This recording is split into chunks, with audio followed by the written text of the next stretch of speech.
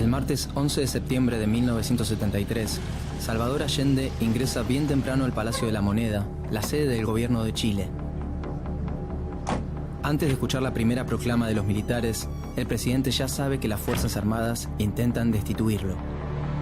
El señor presidente de la República debe proceder a la inmediata entrega de su alto cargo a las Fuerzas Armadas y Carabineros de Chile. Exigen su renuncia, pero Allende se niega. El país está bajo fuego. Comienza la dictadura de Augusto Pinochet.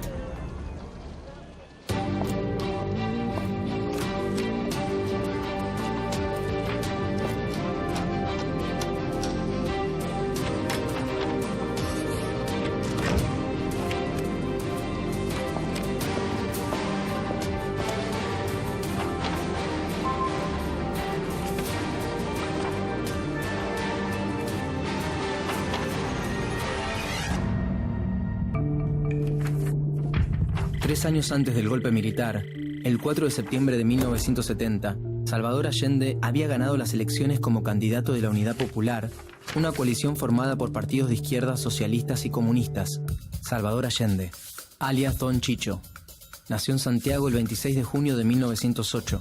Quería impulsar una revolución socialista a través de la vía democrática. Yo solo tomé en mis manos la antorcha que encendieran los que antes que nosotros lucharon junto al pueblo y por el pueblo. Desde el gobierno, promulgó la Ley de Nacionalización del Cobre, el principal producto de exportación de Chile. Inició un proceso de reforma agraria para repartir los latifundios entre los campesinos sin tierra. Tomó el control estatal de numerosas industrias, muchas de ellas extranjeras, y nacionalizó el sistema financiero. Allende tenía el apoyo de las bases populares, pero al mismo tiempo enfrentaba la oposición de las clases dominantes, que se sentían amenazadas ante la promesa de una transición al socialismo. Más al norte, el gobierno de los Estados Unidos se mantenía alerta. Estados Unidos no estaba dispuesto a tolerar otra experiencia como la Revolución Cubana en el continente, y desde fines de los 60, el Departamento de Estado estadounidense difundió entre las Fuerzas Armadas latinoamericanas la doctrina de seguridad nacional. El objetivo principal era preparar a los militares para que mantuvieran el orden interno de sus países y eliminaran a quienes se manifestaban a favor del comunismo. La CIA financiaba las huelgas de los mineros del cobre y de los camioneros que se oponían al gobierno. Cuando asumió Allende, en Estados Unidos, el presidente era Richard Nixon, líder del Partido Republicano. Consideró el ascenso de la Unidad Popular como un desafío al poder y al liderazgo norteamericano en la región. El martes 11 de septiembre de 1973, Allende se despidió de sus colaboradores, mandó a desalojar la Moneda y permaneció solo en el interior del edificio. Yo no voy a renunciar. Colocado en un tránsito histórico, pagaré con mi vida la lealtad del pueblo. Después de 3 años, Estados Unidos, junto con la oposición chilena y las fuerzas militares, lograron derrocar al gobierno de Salvador Allende. «Llamen a Augusto, que es de los nuestros», dijo el presidente ese mismo día. Augusto Pinochet Ugarte, alias Pinocho, nació en Valparaíso el 25 de noviembre de 1915. Antes del golpe, era el comandante en jefe del ejército del gobierno constitucional de Allende y uno de sus hombres de confianza. Pero quien coordinaba el movimiento de las tropas golpistas era el mismo Pinochet. El presidente se suicidó. Lo encontraron con su casco puesto y la ametralladora en mano. El decreto Ley número 1 de la dictadura anunciaba que la interrupción del gobierno de la Unidad Popular tenía como propósito restaurar la chilenidad, la justicia y la institucionalidad quebrada. Las Fuerzas Armadas golpistas decían que el objetivo era salvar la democracia del totalitarismo marxista. Como primera medida, nombraron una junta de gobierno integrada por los comandantes en jefe del ejército, de la marina y de la aviación y por el director general de Carabineros. Las Fuerzas Armadas chilenas clausuraron el Parlamento por decreto, declararon el estado de sitio y el toque de queda, prohibieron las manifestaciones sociales, las actividades sindicales e intervinieron en la universidad al mismo tiempo que obligaron a exiliarse a miles de chilenos. Toda la información estaba controlada. En esos tiempos se prohibió la tira cómica argentina Mafalda por considerarse tendenciosa y destructiva. El régimen intentaba imponer en la población civil características de la cultura militar, la educación autoritaria, el acatamiento de las órdenes y la sumisión. El instrumento central para mantener el control social y político fue la Dirección Nacional de Inteligencia, la DINA. Se creó en noviembre de 1976. Era una policía secreta con facultades casi ilimitadas. Su acción se orientó a detectar, detener sin juicio y en algunos casos eliminar a quienes consideraba los enemigos del gobierno, tanto dentro como fuera de Chile. La DINA quebró todas las resistencias civiles. Al sur de Chile, los dueños de los latifundios, ayudados por la policía, persiguieron y asesinaron a los campesinos y dirigentes sindicales que habían apoyado la reforma agraria.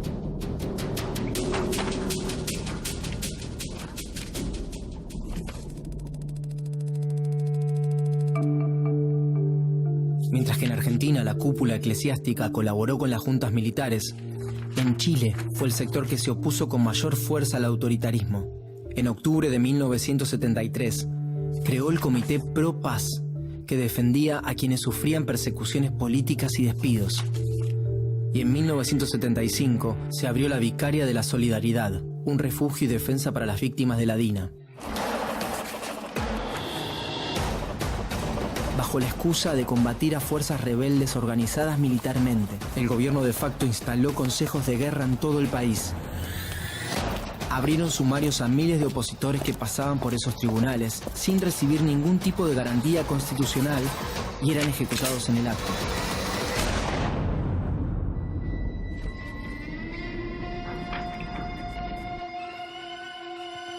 Este proyecto se incluía en un plan mayor que abarcaba a todo el Cono Sur.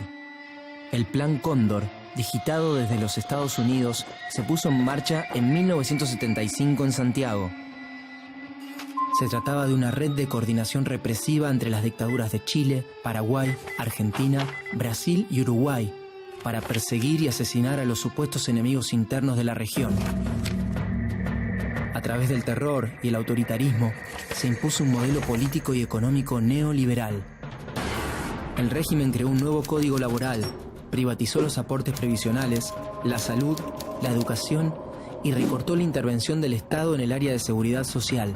La tasa de desempleo alcanzó el 20%, se redujo el salario de los trabajadores y las privatizaciones de las áreas sociales agrandaron la brecha entre ricos y pobres. La liberalización de la economía provocó también la quiebra de pequeñas y medianas empresas que elaboraban productos para el mercado interno. Solo había un camino para llevar adelante este modelo: el autoritarismo.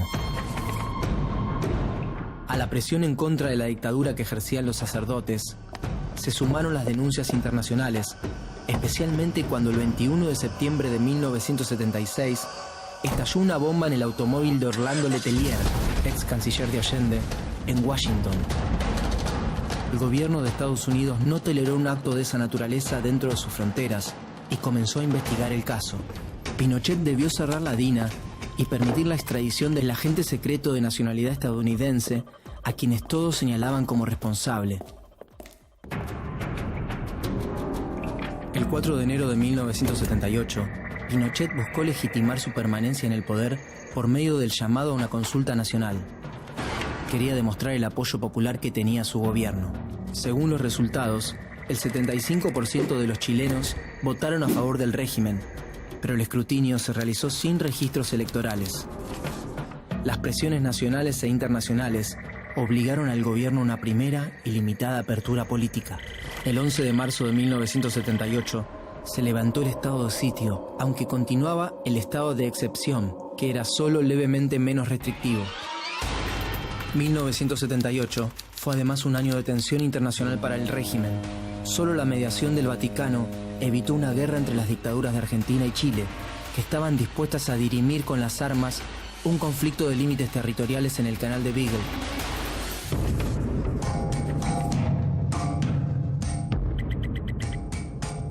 Fronteras adentro, las voces disidentes empezaban a oírse por todo el país. y comenzó una lenta recomposición de los movimientos sociales. Pinochet diseñó un proyecto de democracia protegida o tutelada por las Fuerzas Armadas para un eventual retorno constitucional.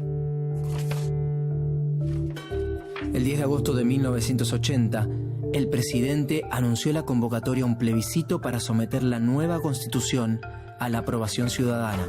La oposición política se preparó para el debate, pero el 11 de septiembre, el resultado fue favorable al gobierno por un 67% de los votos.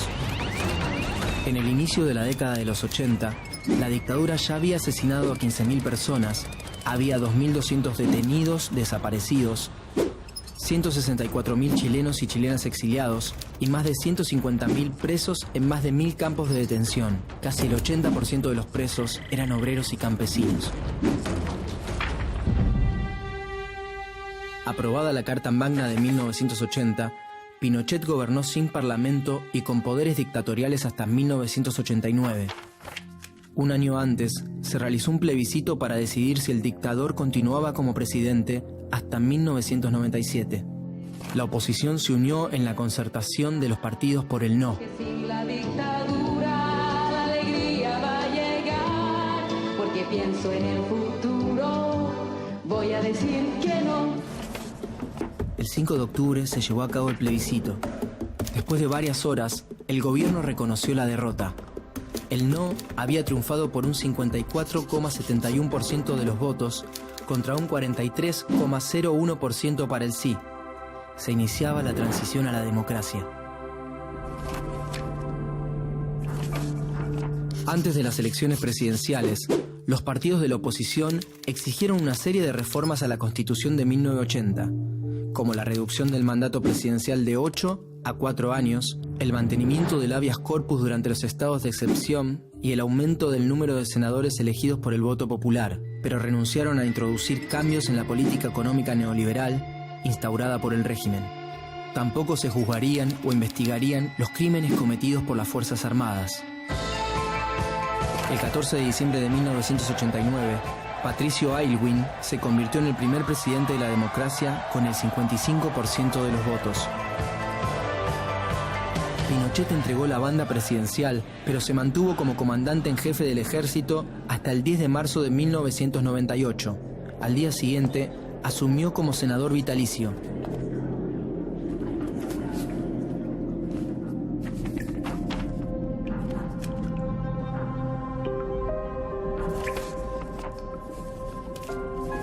El terrorismo de Estado, encabezado por Augusto Pinochet, impuso una política represiva que profundizó la concentración de la riqueza y aumentó las desigualdades sociales y económicas.